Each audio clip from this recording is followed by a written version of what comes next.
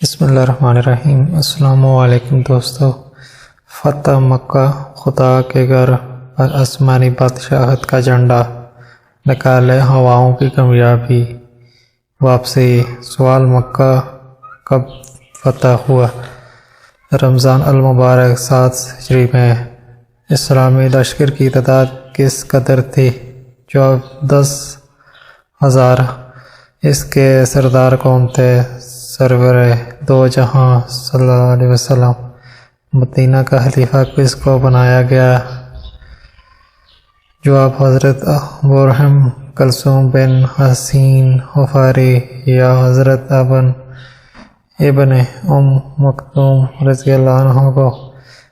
کفار مکہ کی حرکتیں اگرچہ اس قابل ضروری تھیں کہ جب موقع ملا تو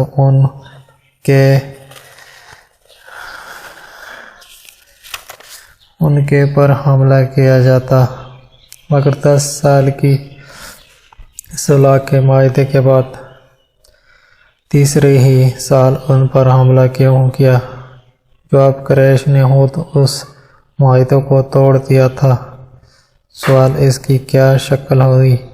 جواب: یاد ہوگا کہ صلح حدیبیہ کے موقع پر بنو بکر قریش کے ساتھ تھے اور بنو حزام مسلمان کے ساتھ، اور یہ دونوں قبیلے بھی اس صلح میں داخل ہو گئے تھے، مگر ابھی پورے 2 سال بھی نہ گزرے پائے تھے کہ بنو بکر نے بنو حزام پر ایک اچانک حملہ کر دیا، ان کی عورتوں اور بچوں تک کو قتل کر ڈالا۔ قریش نے بنو بکر کی مال اور ہتھیاروں سے امداد کی اور اس قتل و خون میں بھی حصہ لیا۔ ان کے چند سرداروں نے نقاب اوڑھ کر حملہ کیا۔ افسوس یہ کہ خدا کا واسطہ دے کر پناہ مانگی گئی تو بنو بکر اور ان کے پشت پناہ قریشی سرداروں نے معاذ اللہ جواب دیا کہ آج خدا کوئی چیز نہیں۔ بنو حزام نے خانہ کعبہ میں پناہ لی، ان کو وہاں بھی نہ تعدیب کیا گیا۔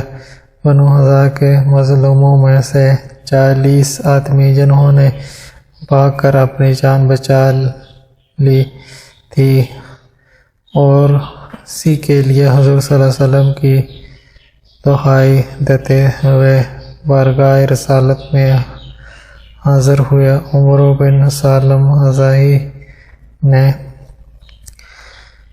طور اشعار کے ذریعے سے امداد کی اپیل کی۔ رحمت عالم صلی اللہ علیہ وسلم کا قلب مبارک بے نقاب بے تاب ہو گیا، حامیت میں جوش پیدا ہوا اور تیاری کا حکم صادر ہو گیا۔ سوال: اس جنگ کے مدینہ منور سے کیا روانگی ہوئی؟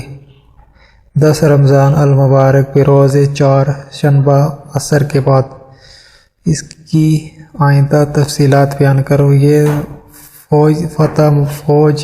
موج مدینہ طیبہ سے روانہ ہو کر مکہ مکرمہ کے قریب اس مقام پر پہنچی جس کو مزار الزہران کہا جاتا ہے۔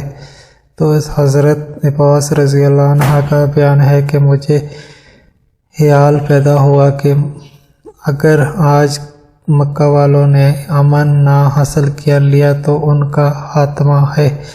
میں فوراً ایک خچری پر سوار ہو کر مکہ کی طرف روانہ ہو گیا کہ شاید کوئی مل جائے تو کہلا بھیجوں کہ پناہ کے بغیر کوئی صورت نہیں۔ میں قریب کی پہاڑی کے پاس پہنچا تو 2 شخص نظر آ گئے۔ پڑھا تو سنا، ایک یہ لشکر کس کا ہے جس کے اول چراغوں کی روشنی سے جنگل جگمگا رہا ہے؟ دوسرا شاید بنو حزام کا ہو۔ پہلا تو یہ ان کے پاس اتنا بڑا لشکر کہاں سے آیا؟ اتنی دیر میں اور آگے بڑھ گیا تو میں نے غور سے دیکھا کہ پہچان لیا کہ ایک ابو سفیان ہے اور دوسرے حکیم بن حزام، اور دونوں حیرت سے بولے آپ یہاں کیسے؟ میں نے واقعہ کا اظہار کیا۔ دونوں نے گھبرا کر کہا اب پناہ کی کیا صورت؟ میں بتایا صرف یہ کہ میرے ساتھ چلو اور پناہ مانگ لو۔ ابو سفیان فوراً میرے خچر پر بیٹھ گئے اور ہم دونوں دربار رسالت میں حاضر ہوئے۔ حضور صلی اللہ علیہ وسلم نے فرمایا اب بھی خدا کو ایک نہ مانو گے تو ابو سفیان بے شک وہ ایک ہے، ورنہ دوسرا خدا میری آج امداد تو کرتا۔ اس کے بعد سفیان اسلام لے آئے۔ رسول صلی اللہ علیہ وسلم مکہ میں کس شان سے داخل ہوئے؟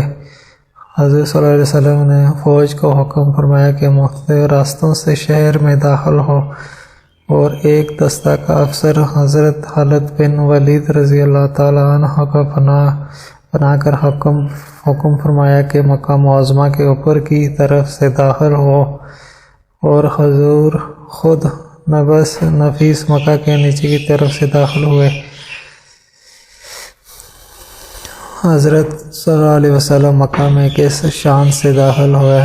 آج فتح مکہ سرکار دو عالم کی شان یہ ہے کہ ایک اونٹنی سواری میں ایک کالا امامہ سرما مبارک، سورہ فتح زبان مقدس پر اور تواضع اور عاجزی تمام بدن پر، یہاں تک کہ سر مبارک جھٹکے امامہ کی کوڑا خدا کے قریب آ پہنچی۔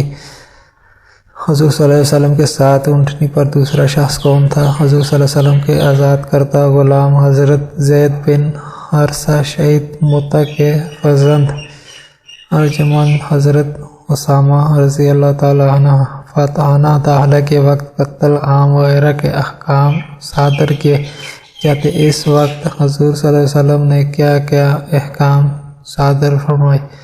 رحمت اللہ امین صلی اللہ علیہ وسلم کی شان و دنیا کے تمام خواتین سے نرالی دیہی شہر اور وہی لوگ جنہوں نے ہجرت کے وقت اس کی شخص کے لیے بڑے بڑے انعامات مقرر کیے ہیں، جو حضور صلی اللہ علیہ وسلم کو زندہ لائے یا آپ کا سر لائے، رحمت العالمین، جب اس شہر میں انہی کی لوگوں پر غلبہ پا کر فتح داخل ہوئے تو مشرق دو جہان کے سرکار کی طرف سے منادی ہوتی، جو شخص ہتھیار پھینک دے اسے قتل نہ کیا جائے، جو شخص خانہ کعبہ میں داخل ہو جائے اسے قتل نہ کیا جائے، جو اپنے گھر میں بیٹھ جائے اسے